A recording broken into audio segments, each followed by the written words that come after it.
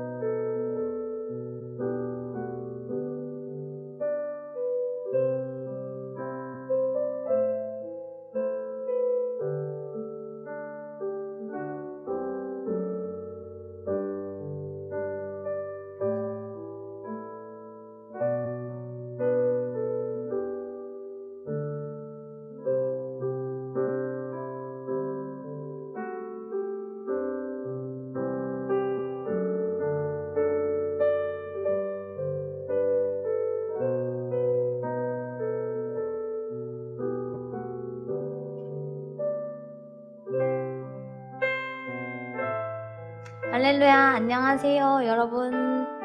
안녕하세요. 벌써 수련회로 인하여서 또 이렇게 8월 둘째 주에 보게 되었는데요. 벌써 8월이 되었어요, 여러분. 휴가는 다 끝나셨나요? 저도 끝났는데요. 우리 여름을 잘 또 보내고 이렇게 또 8월에 새로운 마음으로 수련회를 끝나고 또 이렇게 새로운 마음으로 예배할 수 있음에 너무 감사드립니다. 우리 옆 사람과 함께 인사하면서 우리 축복하면서 나아갔으면 좋겠는데요. 한 주 잘 보냈는지 한번 안부 묻는 시간을 가져보도록 하겠습니다. 잘 지내셨나요?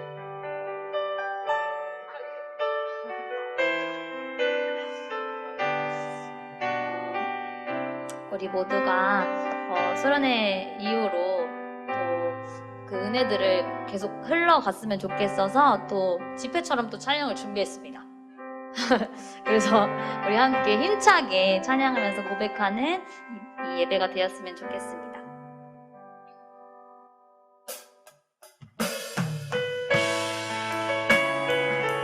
우리 안에 예수님으로 인하여 자유함이 있기 원합니다.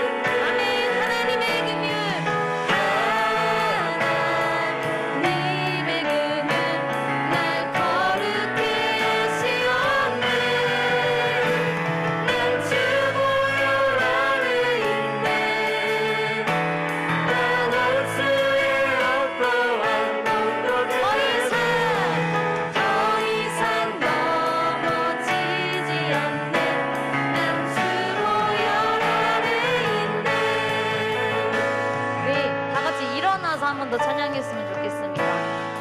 이렇게 찬양할 때 우리 헤드드 청년들이 더 이상 넘어지지 않기를 간절히 바라는 마음으로 기도하며 찬양을 준비했습니다. 죄악 가운데서 타협하지 않고 죄 유혹에 빠지지 않고 오직 주님만 바라보는 우리 헤세드가 되기 원합니다.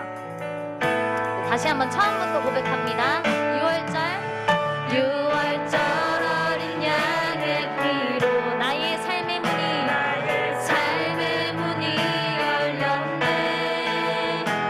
저 어둠의 권세는 힘이 없네.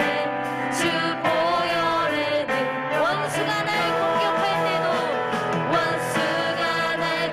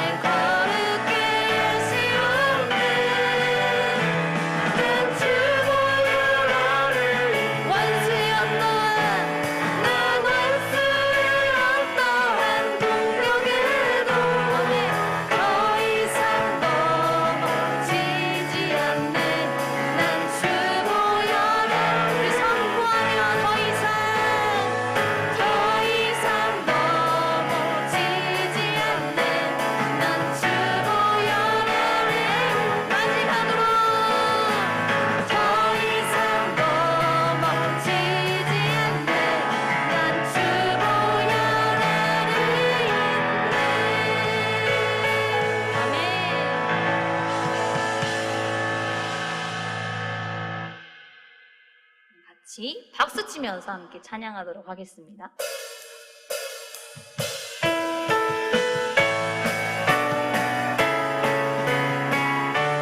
살아계신 하나님을 찬양하기 원합니다.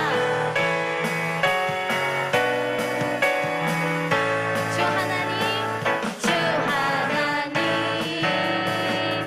독생자 예수 날 위하여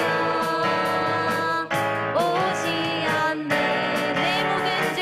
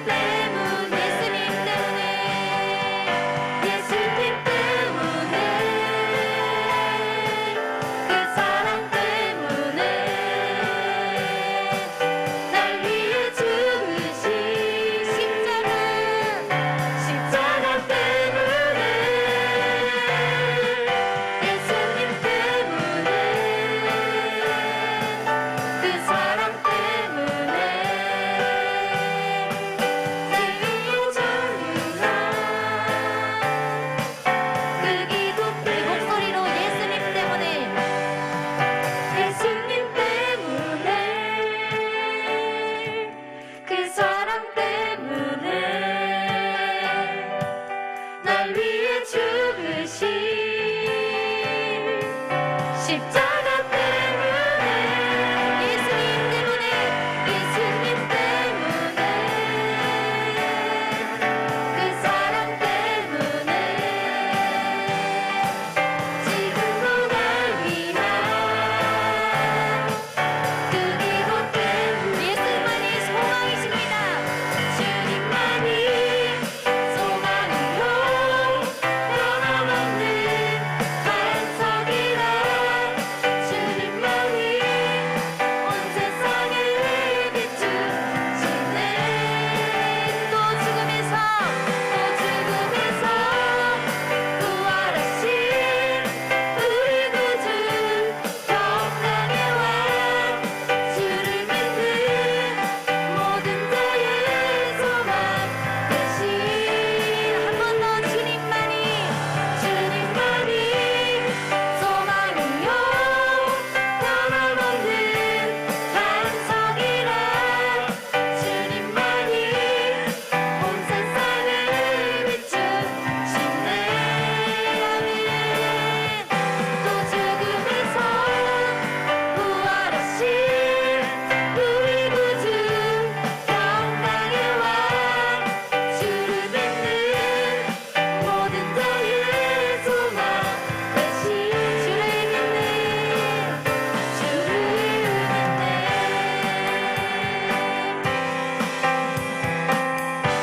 이렇게 고백할 걸까요? 우릴 위해 죽으시고 다시 사신 생명의 주 우릴 위해 죽으시고 다시 부활하신 생명 우리 위해 죽으시고 다시 사신 아멘. 그 주님을 찬양합니다. 죽으시고 다시 사신 생명의 주 주님만이 소망으로 변함없는 반석 아멘. 주님만이 온 세상을 비추시네. 또 죽음에서 부활하신 우리 구주 평강의 왕 주를 믿는 모든 자의 소망 마지막으로 힘을 다하여 주님만이 소망으로 변함없는 반석이라 주님만이 온 세상을 비추시네. 우리 위해 죽음에서 또 죽음에서 부활하신 우리 구주 평강의 왕 주를 믿는 모든 자의 소망 아멘. 주를 믿네.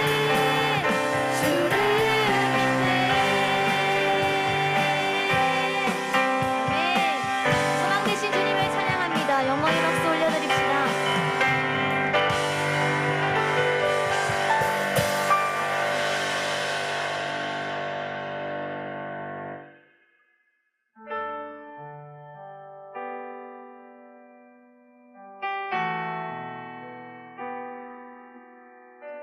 마지막으로 찬양할 찬양은 제목은 영원한 생명의 주님입니다. 수련회를 마치고 어김없이 또 다시 무너진 삶의 모습을 보면서 마음이 무거운 마음으로 또 콘티를 준비하게 되었는데요. 그러나 콘티를 준비하면서 나의 소망 되신 분, 나의 생명 되신 분은 오직 예수님 한 분이시기에 내가 다시 일어날 수 있고 예수님 때문에 무너졌던 나의 삶이 다시 회복될 수 있구나라는 소망을 가지면서 이 찬양을 마지막으로 준비하게 되었습니다. 우리가 하나님 앞에 사랑의 노래로 고백할 때 그 사랑의 고백을 주님께서 받으실 줄 믿습니다. 우리의 삶이 어떠하든지 어떠하게 무너졌던지 간에 그것들 보지 않으시고 우리 존재 자체를 보시는 그 하나님께 우리 마음 다해 생명 다해 찬양했으면 좋겠습니다.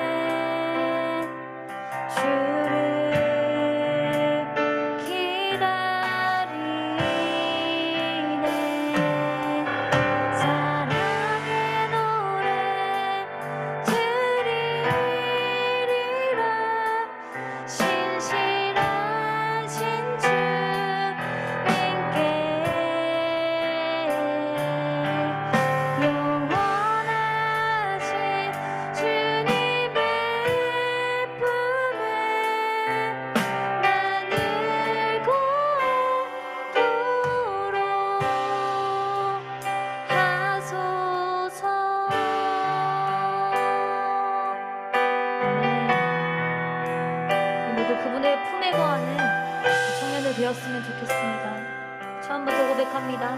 영원한 생명의 주님, 영원한 생명의 주, 한결같이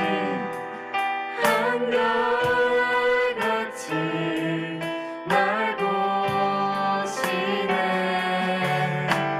주 손길 덮으사 의의 길로 인도.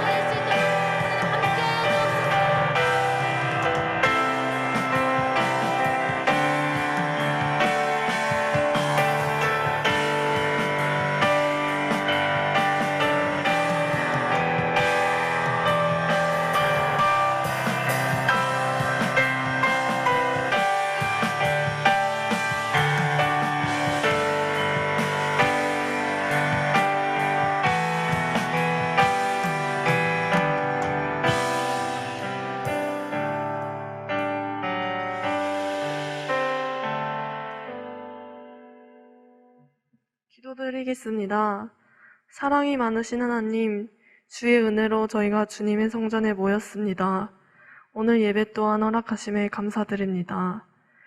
해세대 청년들의 수고와 기도로 준비했던 수련회가 주의 일하심과 그 은혜 가운데 무사히 마치고 다시 일상이 찾아왔습니다.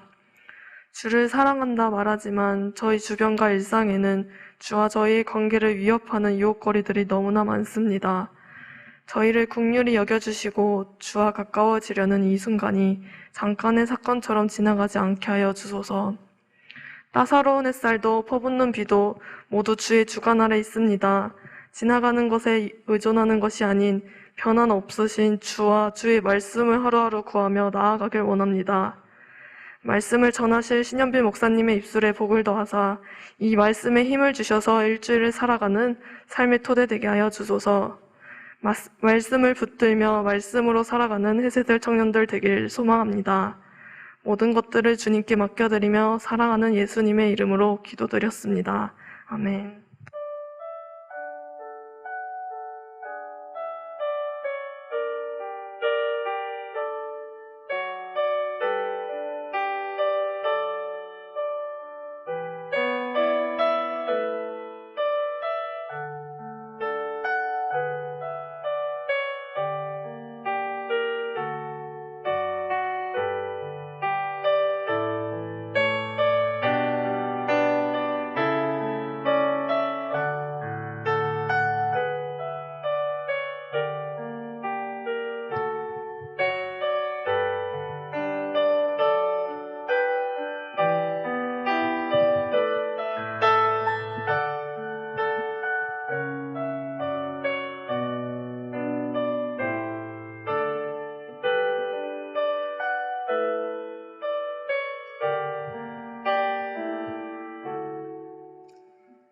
우리의 예배를 받으시는 하나님께 감사를 드립니다. 우리가 이 자리에 나와 예배를 드릴 수 있도록 우리의 삶을 주관하시고 또 우리의 마음을 지켜주시며 감사를 드립니다. 이러한 모든 우리의 믿음의 고백, 삶의 고백을 담아 주 앞에 드린 하나님 앞에 드린 이 예물을 기뻐 받으시고 하나님의 기쁨과 영광을 위하여 마음껏 사용하여 주옵소서. 우리의 드림을 통해 우리의 믿음이 더욱더 성숙해지도록 주께서 은혜를 베푸시고 우리 청년들의 모든 삶의 상황을 아시는 우리 주님께서 필요를 때를 따라 채워주시고 고민을 주의 은혜 가운데에서 선하게 해결하여 주옵소서.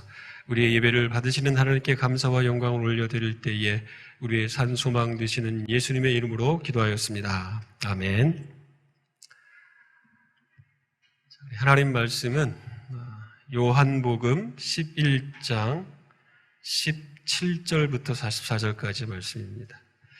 조금 길지만 하나의 스토리이고 오늘 본문의 한 부분인데 우리가 함께 같이 교독을 하도록 하겠습니다. 우리 또 같이 일어나셔서 하나님 말씀 앞에 일어나셔서 함께 교독하도록 하겠습니다. 예수께서 와서 보시니 나사로가 무덤에 있은지 이미 나으리라.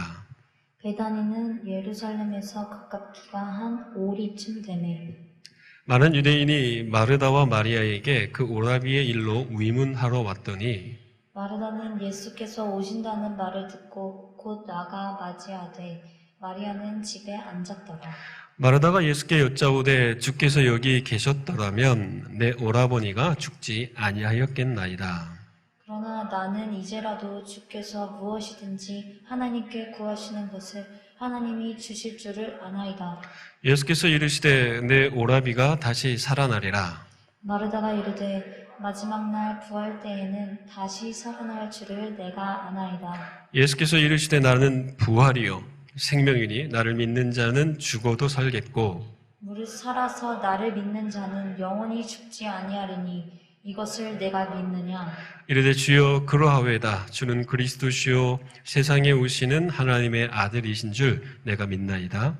이 말을 하고 돌아가서 가만히 그 자매 마리아를 불러 말하되 선생님이 오셔서 너를 부르신다 하니 마리아가 이 말을 듣고 급히 일어나 예수께 나아가매 예수는 아직 마을로 들어오지 아니하시고 마르다가 맞이했던 곳에 그대로 계시더라.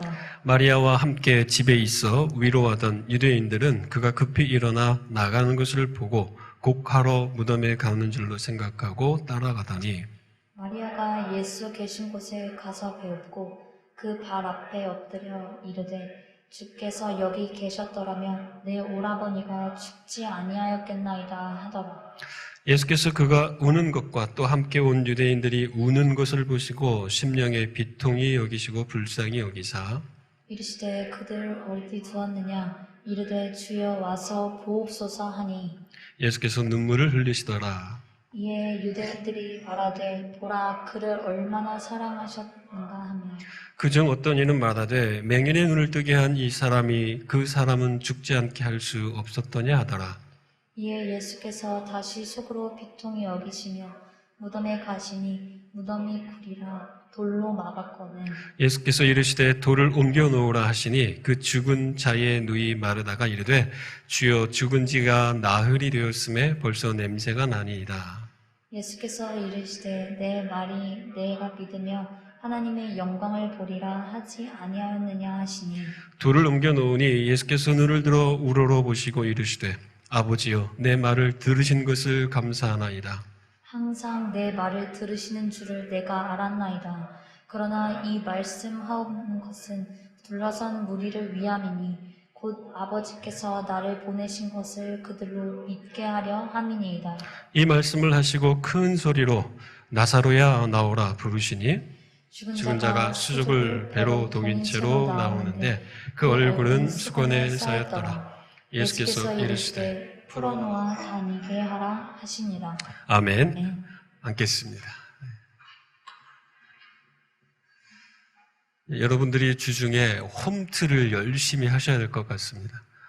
이제 청년부 수련회 끝나고 은혜 받아서 찬양도 이제 계속 일어서서 하고 또 성경 봉독할 때 또 일어나야 되고 끝나서 결단 찬양할 때 또 일어나야 하고 웬만한 체력 가지고는 여러분이 어려우니까 홈트의 목적, 나의 하체를 튼튼하게 만드는 목적 분명히 하셔서 주를 경외함이로다 이 마음을 가지고 여러분들이 또 신체 단련을 잘 하셨으면 좋겠습니다.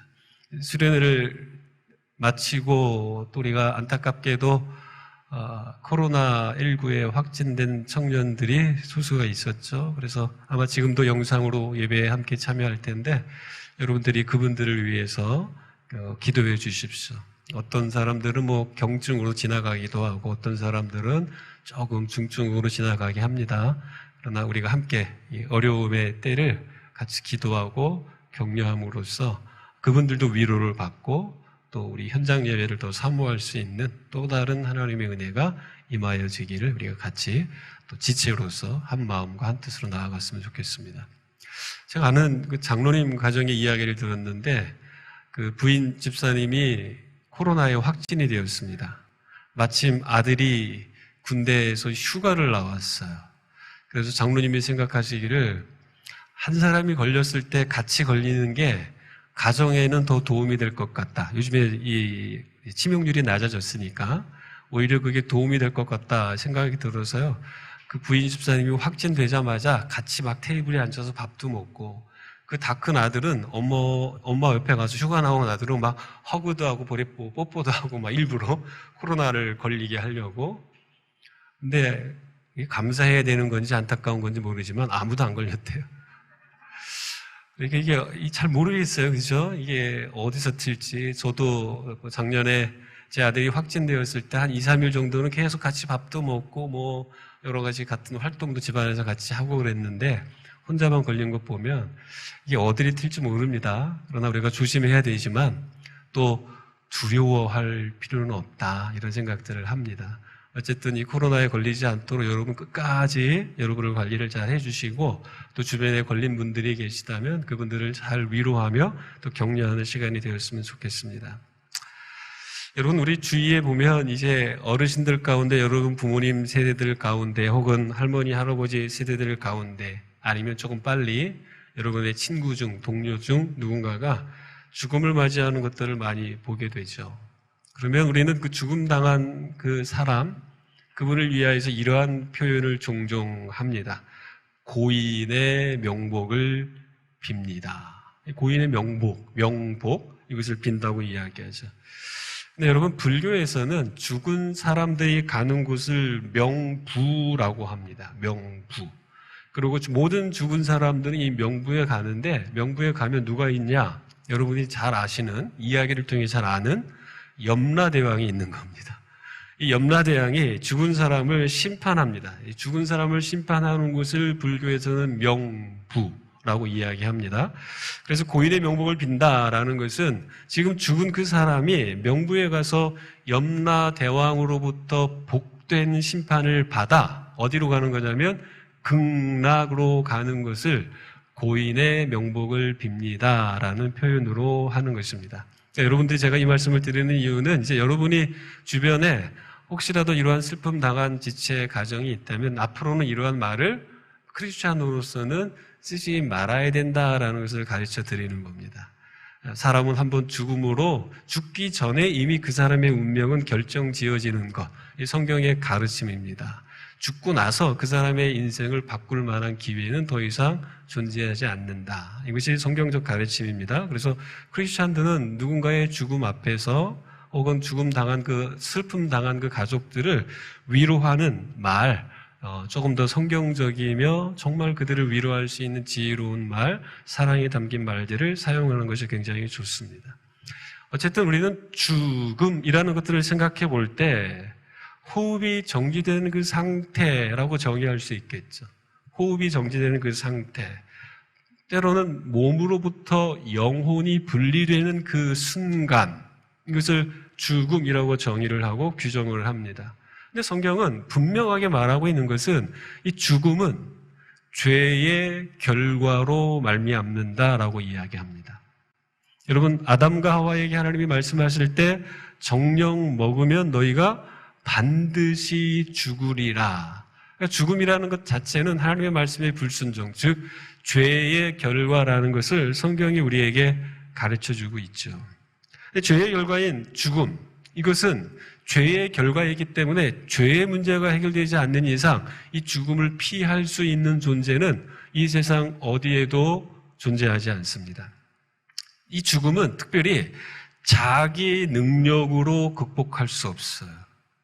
죽음을 자기 능력으로 극복할 수 없습니다. 어떤 의미냐면 죽음을 피할 수 있는 사람은 아무도 없다는 것이죠. 단 저와 같이, 여러분과 같이 젊은 청년의 때, 우리 다 청년이잖아요, 그렇죠? 청년의 때에는 죽음이 저 멀리서만 느껴지는 거예요.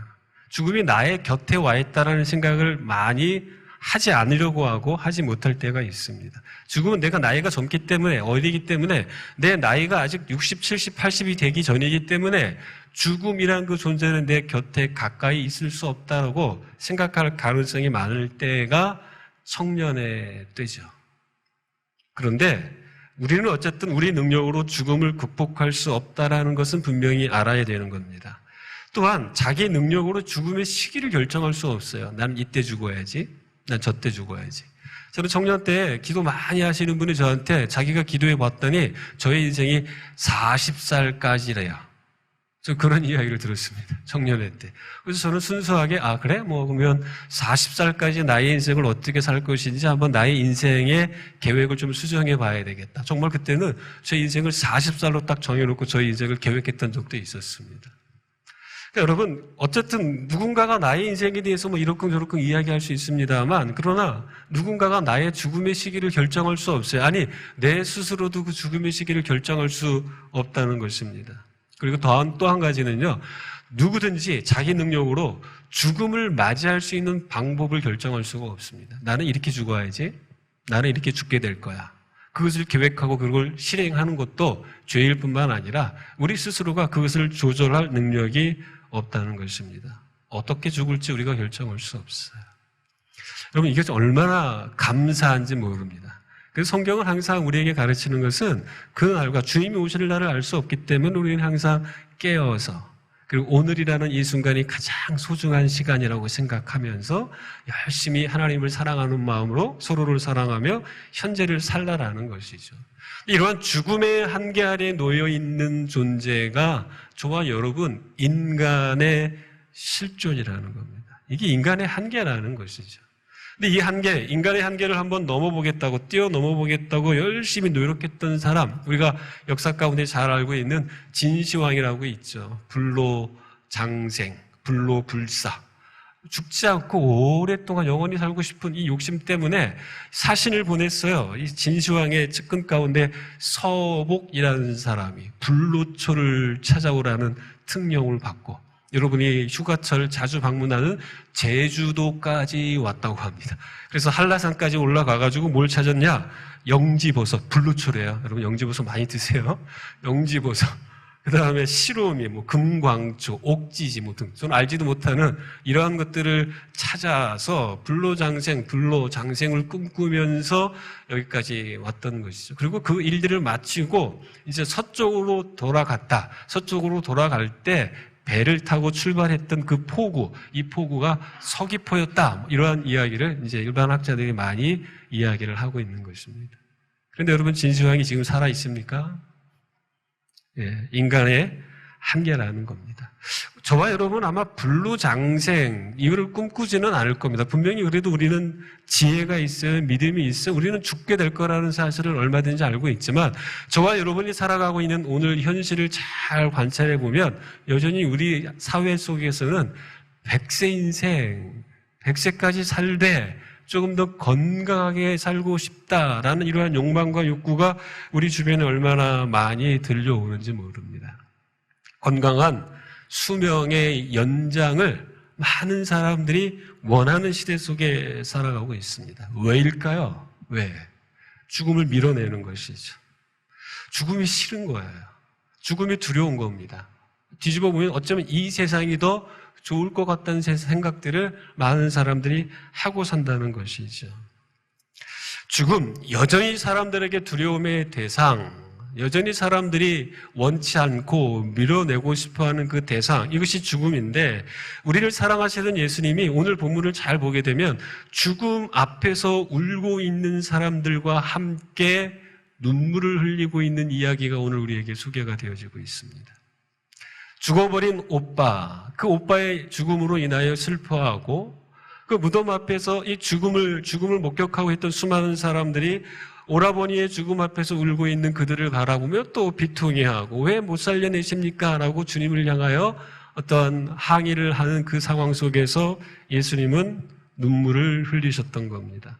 비통히 여기셨어요. 불쌍히 여기셨던 겁니다. 우리를 불량품이 아니라 최상품으로 만들어 놨는데 우리 인간의 상태가 불량품, 결격 사유가 많은 존재로 추락해 버렸어요. 죽음을 경험하지 않도록 그 존재로 만들어졌는데 죄로 말미암아 죽음을 피할 수 없는 존재가 되고 그 죽음 앞에서 애통해하는 그 모습, 죽음의 한계를 뛰어넘지 못하는 인간의 한계 앞에서 인간 스스로가 울고 있는 그 모습을 바라보시며 주님이 더 마음이 아프셨던 겁니다. 여러분 창세기 1장을 잘 보십시오. 성삼위 하나님께서 세상을 창조하실 때 말씀으로 창조하셨고 사람을 만드시고 그 후에 호흡을 불어넣으셔서 사람이 생명되어지고 모든 것을 만드신 다음에 보시기에 심히 좋았더라.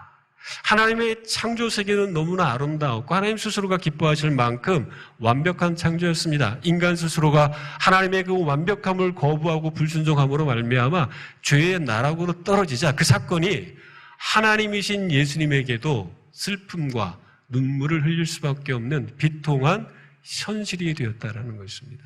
인간이 죽음을 맞이하는 이 비통한 현실 앞에서 하나님이 기뻐하시는 것이 아니라 그들의 한계를 바라보시면서 안타까워하시는 그러한 장면이 오늘 본문 말씀을 통해서 우리에게 소개가 되고 있었던 겁니다. 예수님이 슬픔 당한 이 집안을 방문하는 거예요. 집에 갑니다. 여러분 잘 생각해 보십시오.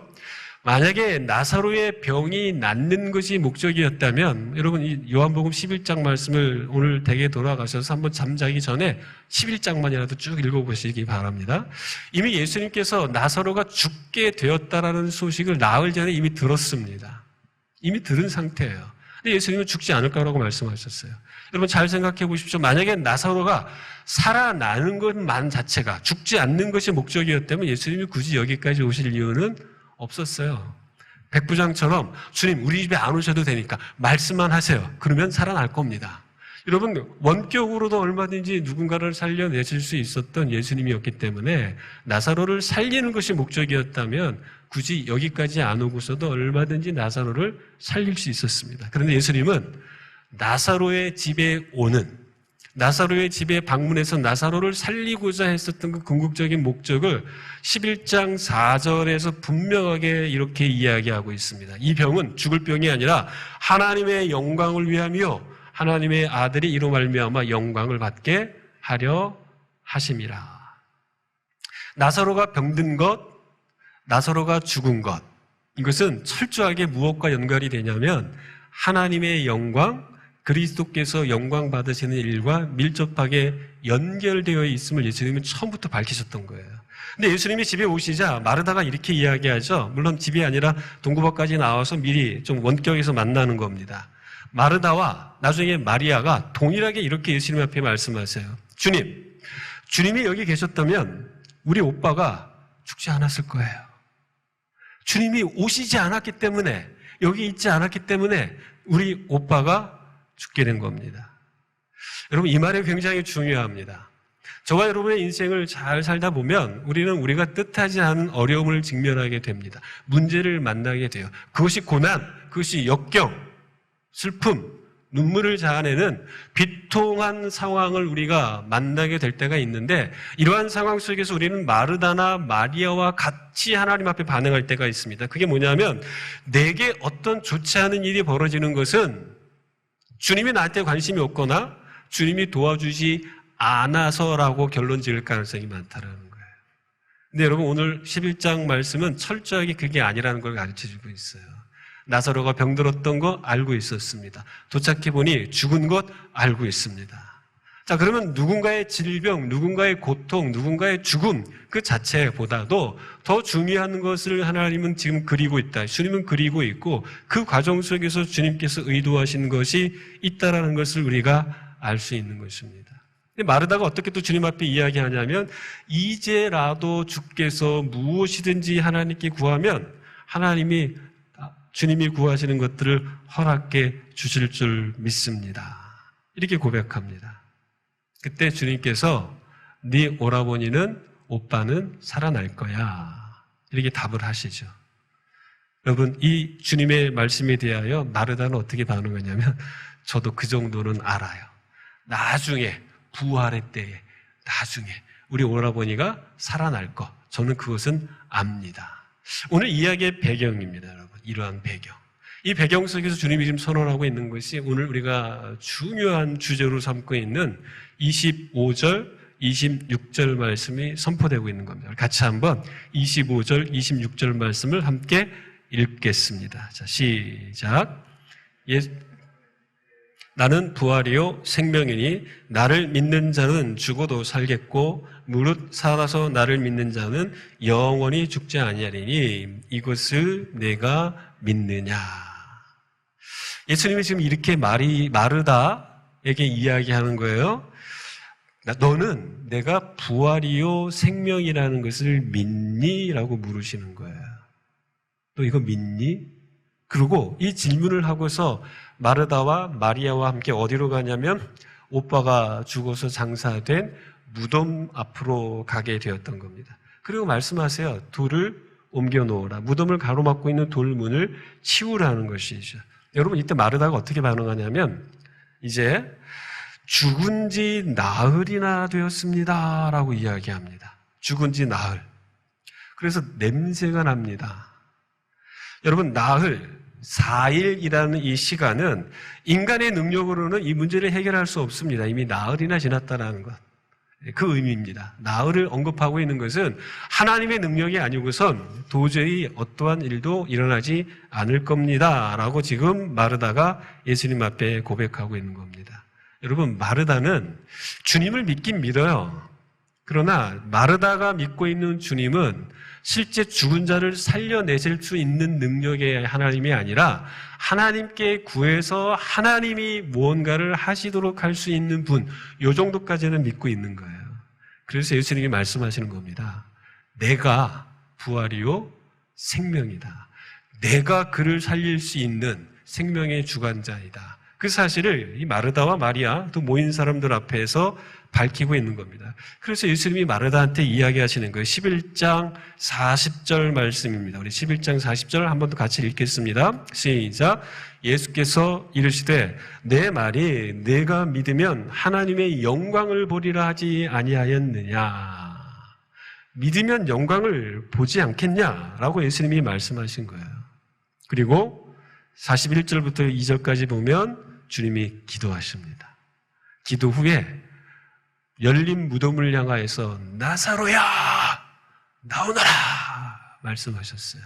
그랬더니 나사로가 44절 말씀에 보면 장사 지내야 되어서 이제 수족이 동인 채로 수의를 입고 있는 상태에서 쉽게 말하면 돌문 밖으로 무덤 밖으로 나오게 되었던 겁니다. 청년 여러분, 지금 예수님이 말씀하시니까 죽었던 자가 그 명령에 순종합니다. 이미 썩어서 냄새가 나는 나흘이나 지난 이 사람이, 죽은 사람이 살아서 다시 돌아오고 있는 겁니다. 여러분, 이 사건 속에서 주님께서 우리에게 주시는 아주 중요한 메시지 몇 가지가 있어요. 그 몇 가지만 간단하게 제가 말씀을 드릴게요. 먼저는 여러분, 이 상황 속에 우리가 발견해야 될 아주 중요한 교훈과 진리는 주님께서는요, 하나님의 영광과 당신의 존재를 드러내고 사람들이 그것을 경험하도록 하심에 있어서 사람들의 질병, 죽음, 그로 인한 모든 고통, 이것까지도 사용하신다는 겁니다. 청년 여러분, 제가 이 말씀을 드리는 이유는 여러분의 삶을 그런 관점으로 보시라는 겁니다. 내게 재정적인 문제가 생겼습니까? 미래에 대한 불투명함 때문에 내가 힘든 시간들을 보내고 있나요?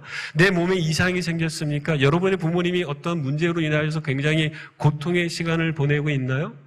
그 문제를 향하여서 문제에 빠지지 마시고 한번 이 관점으로 보시라는 거예요. 하나님이 하나님의 영광을 드러내시고 예수님의 영광 받으시도록 하기 위하여 어쩌면 이 상황을 우리에게 허락하셨고 이 상황을 통해 하나님은 일하려고 하신다라는 것을 우리가 한번 생각해 보아야 한다는 것입니다.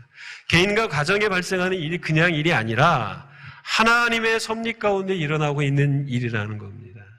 그리고 이러한 모든 과정과 결과는 절대적으로 하나님의 섭리와 주관 아래에 있다는 것이죠. 마리아와 마르다는 지금을 요청했습니다. 지금 우리 오라버니가 죽게 되었는데 빨리 오세요. 그러나 주님은 나흘이라는 그 뒷시점을 바라보고 있는 겁니다. 사람들은 지금 살아가는 것에 대한 관점과 관심을 가지고 몸부림치지만 주님은 지금이 아니라 영원을 바라보도록 지금 우리에게 이 나사로 사건을 보여주고 있는 것입니다. 청년 여러분, 어떠한 일을 만나고 있습니까? 어떤 일들을 경험하고 있습니까? 무엇 때문에 힘들어합니까? 혹은 무엇 때문에 기뻐합니까? 거기에만 매이지 마시고 이 모든 것들이 하나님의 영광이 드러나도록 하나님이 일하시는 과정 속에 내게 허락된 것이다. 오늘 메시지는 우리에게 그러한 교훈과 관점을 보여주고 있다는 것입니다. 그리고 또 한 가지는 주님이 곧 생명 그 자체라는 겁니다. 예수님이 생명 그 자체라는 거예요. 여러분, 하나님께서 성삼위 하나님께서 태초에 사람을 만드실 때 흙을 빚었잖아요.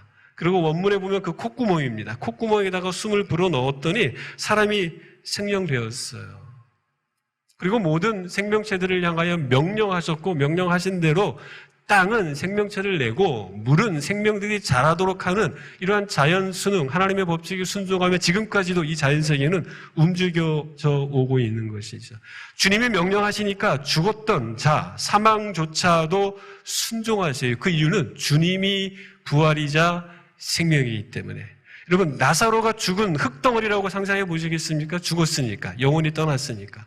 태초에 하나님이 흙덩어리로 사람을 만드시고 그 코에다가 호흡을 불어넣었어요. 그랬더니 살아났습니다. 지금 주님은 영혼이 떠나버린 나사로의 그 시체, 흙덩어리를 향하여 말씀만으로 나갔던 영혼이 돌아오도록 명령하니까 나사로가 살아난 겁니다. 죽은 자에게 다시 생명이 돌아왔어요.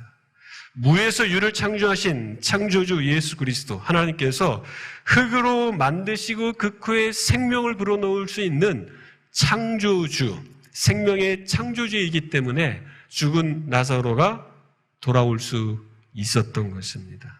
청년 여러분, 흙으로 돌아가려던 나사로, 흙에서 왔으니까 흙으로 돌아가려던 나사로가 주님의 명령 앞에, 말씀 앞에 그 생명이 다시 돌아오는 이 은혜, 여러분 이것이 가능한 이유는 예수 그리스도 그분이 부활이면서 생명, 즉 생명의 시작점이고 생명을 불어넣을 수 있는 분이고 영원히 죽지 않는 분이시라는 것을 우리에게 드러내고 있다는 것입니다.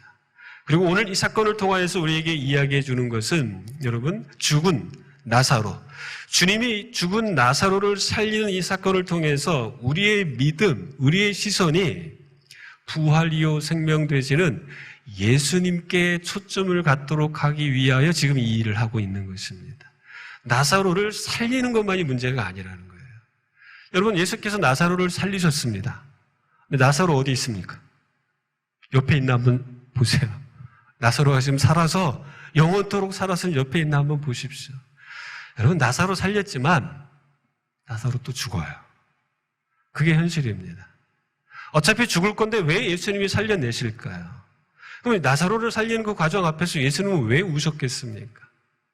인간이 처한 한계, 인간 실존의 한계, 그 한계를 극복할 수 없는 그 애통한 상황을 주님이 바라보시면서 결국 죽을 수밖에 없는 나사로를 다시 살려내신 이유는 이 나사로가 부분적으로 부활하는 이 장면을 통하여 우리 모두에게 영원히 죽지 않는 죽음, 부활의 그 사건이 우리에게 현실로 다가오게 될 것을 우리에게 보여주시기 위함이라는 것입니다. 뿐만 아니라 나사로를 잃어버림으로 마리아와 마르다가 슬픔 가운데 있잖아요. 그들을 위로하러 왔었던 수많은 사람들, 마르다와 마리아가 우니까 함께 울지 않았습니까? 그 울어주고 애통하고 같이 위로해주고 있었던 이 모든 사람들에게 지금 예수님이 그들을 위로해주고 있는 거예요.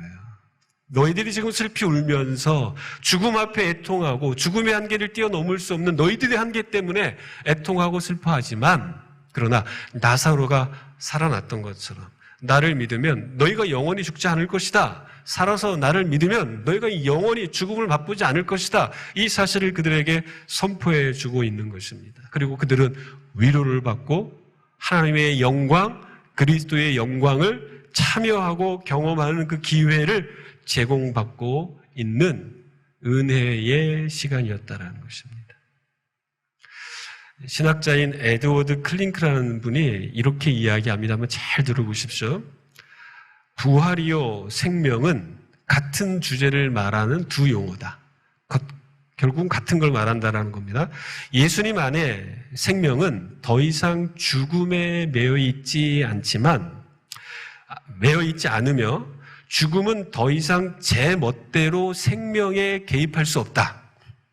죽음은 그리스도인에겐 너무나 무력해서 그리스도인은 실제로 죽어도 살아있을 수 있다. 이게 어떻게 가능하냐면 부활이요 생명이신 예수 그리스도를 믿음으로 가능하다는 것입니다. 청년 여러분, 우리가 부활이요 생명이신 예수님을 믿으면 그 안에 거하기만 한다면 예수님이 말씀하신 대로 그것이 이루어지는 거예요. 죽어도 살겠고 무릇 살아서 나를 믿는 자는 영원히 죽지 아니하리라. 예수님이 지금 나는 부활이요 생명이다라는 것을 선언하신 것, 나사로를 향하여 나오라고 말씀하신 것은 예수님의 사랑이 죽음에 대하여 승리했다라는 그 증거를 우리에게 보여주고 있는 거예요. 주님의 사랑이 죽음보다 더 강하다라는 겁니다. 그 사랑 안에 있으면 한마디로 저와 여러분은 죽지 않는다라는 겁니다. 물론 한 번의 죽음, 육체적 죽음이 분명히 있다고 이야기합니다. 히브리서 9장 27절, 한 번 죽는 것은 사람에게 정하신 것이요 그 후에는 심판이 있다. 우리가 육체적으로 한 번 죽는 것에 대해서 성경은 이야기하고 있습니다만 둘째 사망, 영원한 형벌, 영원한 하나님과의 단절, 영원한 지옥에서의 고통, 이러한 것들이 우리의 삶에 끼어들지 못한다라는 것을 예수님이 우리에게 가르쳐주고 있는 것입니다.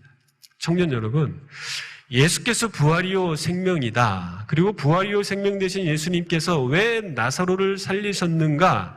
여러분, 이 사건의 가장 중요한 것은 주님이 지금 우리에게 이러한 관점으로 삶과 현실을 바라보라고 지금 가르쳐주기 위해서라는 겁니다. 이러한 관점, 어떤 관점? 그리스도 예수 안에 있으면 우리가 영원히 죽지 않는 존재, 그리스도 안에 있으면 우리가 영원한 생명을 소유하고 누리는 존재, 영원한 생명을 소유한 존재로서 이 세상을 바라보고 이 세상 한복판에서 삶을 살아야 된다. 그것을 우리에게 가르쳐주고 있는 것입니다. 부활의 첫 열매 되신 예수님, 여러분, 그 예수님께서 생명의 선구자로서 우리에게 부활의 길을 열어놓으셨다라고 오늘 본문 말씀에서 선언하고 있는 것입니다. 죽음을 향하여 달려갈 수밖에 없는 우리 인간의 역사를 이제는 드디어 죽음의 마침표를 찍게 하고 이제는 새로운 생명의 길, 부활의 길로 우리를 인도하는 문으로서 예수님이 우리에게 오셨다라는 것을 지금 밝히고 있는 것입니다. 청년 여러분, 우리가 예수님을 믿기 때문에 저와 여러분은 더 이상 죽음이 마지막이 될 수 없는 그러한 존재가 되었다라는 거예요. 죽을 수밖에 없지만 육체적으로. 그러나 그것이 마지막이고 그것 때문에 애통하고 그것 때문에 슬퍼하지 않아도 되는 그러한 존재가 되었다라는 것을 예수님이 우리에게 가르쳐주고 있어요. 부활이요 생명이신 예수님이 우리를 영원까지 이끌어갑니다. 영원한 처소로 우리를 데리러 오신다고 말씀하셨기 때문에 그렇습니다. 부활이요 생명이신 예수님이 우리를 영원토록 사랑하세요. 우리를 위하여 간구하실 뿐만 아니라 그 어떤 것도 예수님 안에서 있는 우리를 향한 그 하나님의 사랑을 끊을 수 없다. 로마서에서 분명히 선언하고 있습니다. 부활이요 생명이신 예수님이 우리를 영원토록 책임지신다. 우리를 넉넉하게 이기게 할 뿐만 아니라 세상 끝날까지 내가 너희와 항상 함께하겠다 약속하신 것이죠. 청년 여러분, 예수님의 부활과 생명, 예수님의 부활과 생명 되심이 우리의 삶에 무슨 의미가 있냐? 추상적으로 지금 생각할 것이 아니라 과거에 있었던 일, 나사로를 살리셨었던 그 예수님, 그분이 부활이요 생명이셨던 그분, 그 의미가 지금 현재 우리의 삶의 의미로 다가온다라는 거예요. 그리고 우리가 영원히 누리게 될 부활과 생명, 미래에 있을 그 부활과 생명이 미래에만 누리는 것이 아니라 현재라고 하는 오늘의 이 시점 속에서 우리가 그것을 누리며 살아갈 수 있는 특권을 받은 하나님의 백성이라는 것을 예수님의 부활과 생명 되심을 통해 우리가 발견할 수 있어야 되는 겁니다. 부활과 생명이 이론이 아니라 그 예수님을 믿음으로 말미암아 그 생명력이 우리를 영원까지 이끌어갈 뿐만 아니라 그 예수님의 사랑, 생명 되심이 우리를 끊임없이 사랑하실 뿐만 아니라 영원에 이르기까지 책임져 주시는 그 은혜가 우리의 일상 가운데에 계속 주어지게 된다는 거예요. 여러분, 오늘, 지금, 프레젠트, 선물이라고 우리가 알고 있잖아요. 오늘 우리는 하나님께서 선물로 허락하셨기 때문에 오늘이라고 하는 이 현재를 누리고 있는 것입니다. 주님의 부활이요 생명이심을 믿는다면 성경에 등장하고 있는 모든 그 은혜의 사건이 지금 나의 현재 속에서 이루어질 뿐만 아니라 앞으로 주어지게 될 그 영원한 생명과 은혜와 복이 지금 이 순간에도 당겨져서 누릴 수 있게 되었다라는 것, 여러분, 이것을 예수님이 우리에게 가르쳐 주시기 위하여 이 과정 속에서 하나님의 영광과 당신의 영광을 드러내시기 위하여 오늘 나사로 이 사건을 요한복음 11장에서 우리에게 소개해 주고 있는 것입니다. 청년 여러분, 부활이신 예수님, 생명이신 예수님, 그분을 믿기 때문에 어떠한 위협과 어떠한 죽음의 위기 앞에서도 흔들리지 않는 저와 여러분 되시기를 주의 이름으로 축복합니다. 기도하겠습니다. 하나님 아버지 감사합니다. 오늘도 우리에게 은혜를 주셔서 부활이요 생명 되신 예수 그리스도를 믿음으로 이 세상을 살아갈 수 있게 하셔서 감사합니다. 우리가 예수님을 믿는 것이 그저 추상적인 것이 아니라 우리가 예수님을 믿는 그 믿음이 우리의 현실이자 이 현실을 이겨내게 하는 가장 강력한 능력이라는 것을 발견합니다. 부활하신 예수님을 믿는 그 믿음 안에서 생명이신 예수님의 그 생명력을 경험하는 우리 모두가 되도록 역사하여 주옵소서. 감사드리며 예수님의 이름으로 기도하였습니다. 아멘.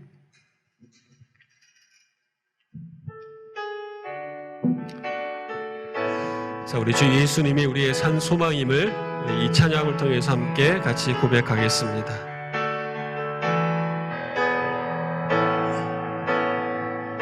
깊은 절망에 수렁 가운데 주님께 닿을 수 없던 우리 어두운 밤중에 하늘을 향해 주의 이름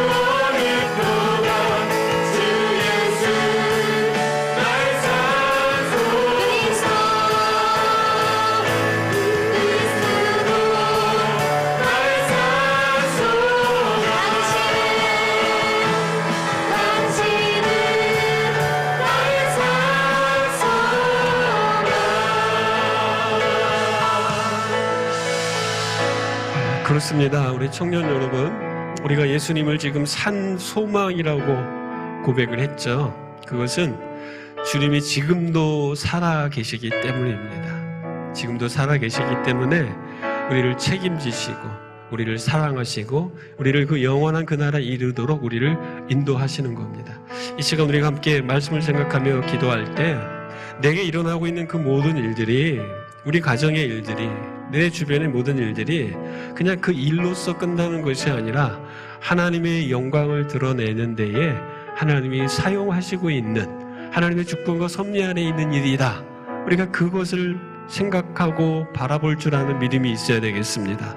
그리고 주님 그분 자체가 곧 생명이며 부활이라는 것에 대한 그 믿음, 부활이요 생명이신 그 예수님을 믿는 믿음이 우리에게 필요한 겁니다.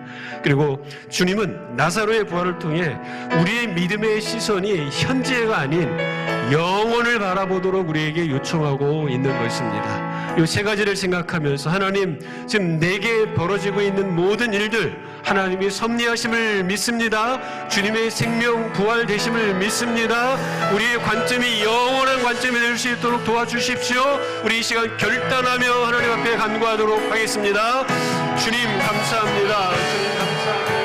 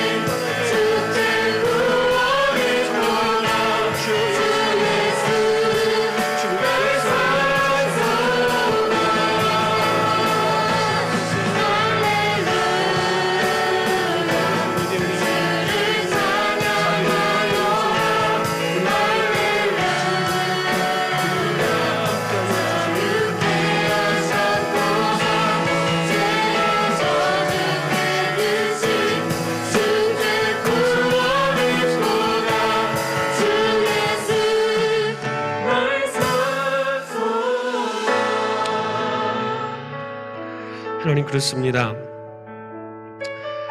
우리가 무엇을 믿고 무엇을 의지하며 살아가고 있습니까? 흔들리지 않고 변함없이 우리에게 영원한 산 소망 되시는 부활이요 생명이신 예수 그리스도를 믿는 그 믿음 안에서 우리가 살아갈 수 있도록 우리 청년들과 함께하여 주옵소서. 부활이요 생명이신 예수님이 우리를 영원까지 이끄십니다. 우리를 영원토록 사랑하십니다. 우리를 영원토록 책임지십니다. 그렇기 때문에 우리에게 벌어지는 어떠한 일들이 우리를 괴롭히고 힘들게 하는 일이 아니라 하나님의 영광, 그리스도의 영광, 그 영광을 드러내기 위하여 하나님이 섭리하고 있는 일이라고 우리가 믿고 따를 수 있는 믿음을 허락하여 주옵소서. 우리 청년들이 오직 산소망 되신 부활이요 생명 되신 예수님만 의지하며 살아가되 지금의 매이는 삶이 아니라 영원을 바라보되 그 영원한 삶을 이 땅 가운데에서 멋지게 펼치는 우리가 되도록 역사하여 주옵소서. 지금은 우리 주 예수 그리스도의 한없는 은혜와 하나님 아버지의 극진하신 사랑하심과 성령님의 감화감동 역사하심이 부활이요 생명 되신 예수님을 믿고 따르며 살아가겠습니다. 오직 주님만 믿고 의지하겠습니다. 결단하며 나아가는 우리 사랑하는 청년들 삶 위에 지금부터 영원토록 함께 하시기를 간절히 축원하옵나이다. 아멘.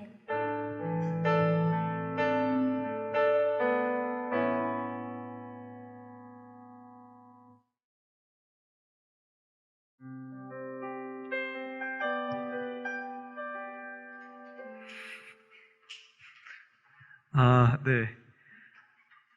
먼저 이거. 하나님의 은혜로 수련회를 잘 마무리할 수 있었습니다. 모두 하나님께 영광의 박수 올려드릴까요? 네. 이제 세신자 팀장님께서 올라오셔서 이제 세신자 좀 네, 여러분 안녕하세요. 네, 오늘도 저희 새신자 등반이 있는 날입니다. 네, 그래서 우선은 인철 형제랑 상구 형제 좀 앞으로 나와 주시겠어요? 네, 생각보다 온 지가 꽤 됐어요. 인철 형제랑 상구 형제가 나온 지 꽤 됐는데 올라가면 좀 그러니까 네, 그래서 됐는데 우선은 상구 형제는 아직 소그룹을 정하지 않은 상태입니다. 그래서 1순위, 2순위에 소그룹이 있는데 자연 피크닉 소그룹이랑 운동 소그룹 이렇게 두 소그룹에 관심이 있어서 리더분들은 잠깐 앞으로 나와주시겠어요? 네. 그리고 인천 형제는 밴드 소그룹으로 편성될 예정입니다. 그래서 밴드 소그룹 리더분들도 잠깐 나와주시고, 네, 그래서 네, 이쪽으로 네, 너 거리를 두시. 상현 형 옆에 있으면 좀 그러니까요. 네, 제가 좀 올라가도록 이래도 비슷비슷해요. 네, 그래서 좀 이거 좀 맞추려고 올라왔는데 여러분들 소그룹에 편성돼서도 잘 인사해 주시고 소그룹에서도 잘 나눔 잘 해주셔서 교회 잘 햇세대에 잘 적응할 수 있도록 도움을 주시면 감사할 것 같습니다. 우리 야곱의 축복으로 같이 축복하면서 네 나아가 볼까요?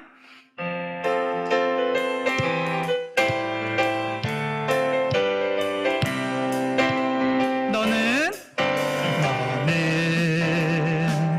담장 너머로 뻗은 나무 가지에 푸른 열매처럼 하나님의 귀한 축복이 삶에 가득히 넘쳐날 거야. 너는 어떤 시련이 와도 능히 이겨내 가만 발이 있어. 전능하신 하나님께서 너와 언제나 함께 하시니 너는 하나님의 사랑 아름다운 하나님의 사랑 나는 널 위해 기도하며 내 길을 축복할 거야. 너는 하나님의 선물 사랑스러운 하나님의 열매 주의 품에 꽃 피운 나무가 되어줘. 너는 하나님의 사랑 하나님의 사랑 나는 널 위해 기도하며 내 길을 축복할 거야. 너는 하나님의 선물 사랑스러운 하나님의 열매 주의 품에 꽃 피울 나무가 되어줘. 아멘. 네, 목사님께서 나오셔서 네, 기도해 주시겠습니다. 지난 수련회 때 제가 뒤에서 찬양하는 모습을 봤는데 우리 상구 형제가 몸이 날렵하더라고요. 얼마나 열심히 점프하면서 이 무뚝뚝해 보여도 소년과 같은 그 분위기가 있다라는 것을 제가 수련회 지나면서 두 형제를 보면서 발견했습니다. 그러니까 여러분, 우리가 건장하게 생긴 두 청년이 햇세디에 또 들어온 것이 우리에게 얼마나 큰 은혜이자 복인지 모릅니다. 등반이라고 하는데 자꾸 저는 등반이 아직 익숙하지가 않아요. 등반이라는 것을 저 한라산 고지 우리 햇세도와 같이 함께 가겠다 이 마음으로 공동체 안에서 함께라는 마음 가지고 여러분도 함께 해주시고 우리 두 형제가 또 함께 지체가 되어서 같이 믿음의 여정을 열심히 걸어갈 수 있도록 함께 기도하는 지체들이 되었으면 좋겠습니다. 같이 기도합시다. 하나님, 우리 상구 형제, 인철 형제 우리에게 보내주셔서 감사합니다.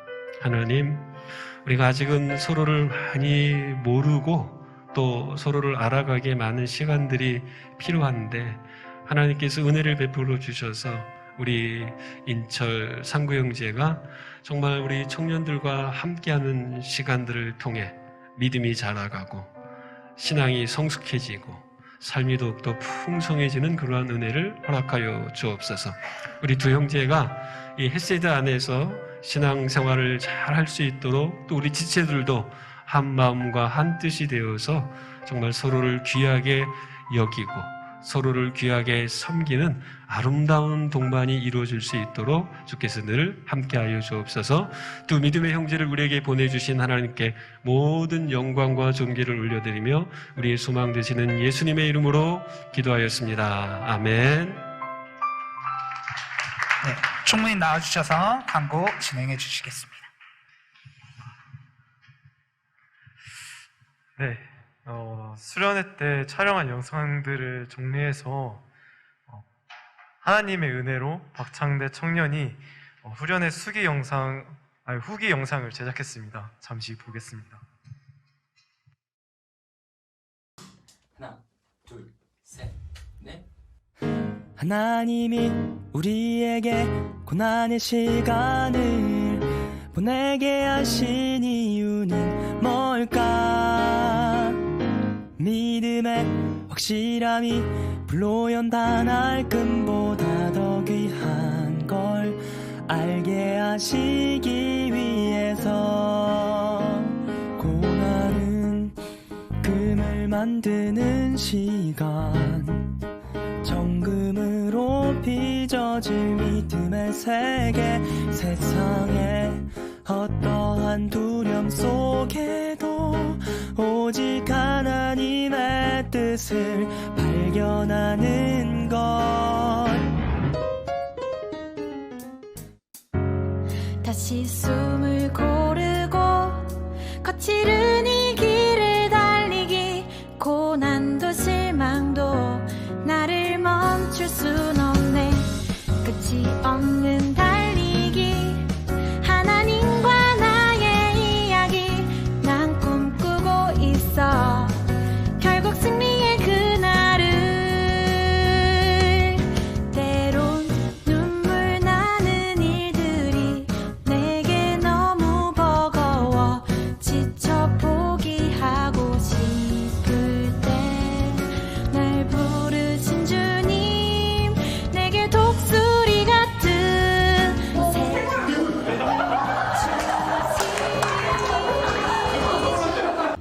가위바위보 거칠은 길을 달리기, 고난도 실망도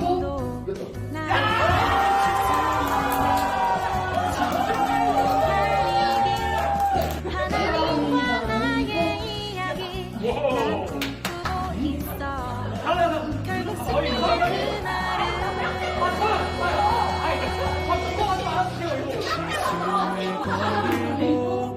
거칠은 이 길을 달리기, 고난도 실망도 나를 멈출 순 없네.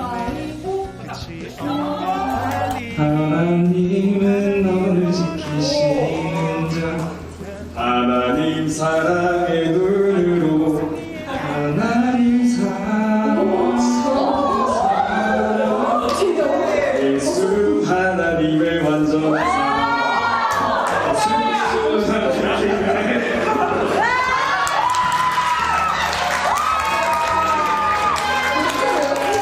내게 독수리 같은 새 힘을 주시리.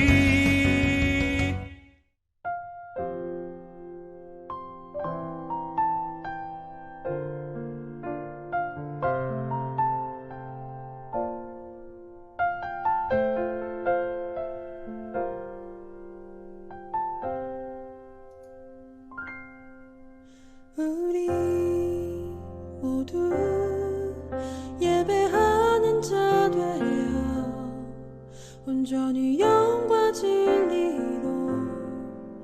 주를 예배하자. 주가 우리와 함께 영원히 함께 하시고 마르지 않는 샘물로 우리 채우시리. 우리 하나님 나 드립니다. 하나님 나 드릴 테니 마음껏 사용해 주십시오. 여러분 내 자신을 하나님 앞에 희생해서 내어드리려고 하는 그런 간절한 기도. 오늘 저녁 우리는 느헤미야라고 하는 그 인물을 떠올리면서 하나님 앞에 제2의 느헤미야 되고자 하는 간절한 마음 간절하게 하나님 앞에 기도해 보시지 않겠습니까? 나를 희생하고 나를 내어드릴 테니 주님 토기장이 되신 주님께서 나를 빚어주십시오. 나를 만져주십시오. 그렇게 기도하는 하나님 좋은 분 되시기를 주의 이름으로 축복합니다. 예배하자.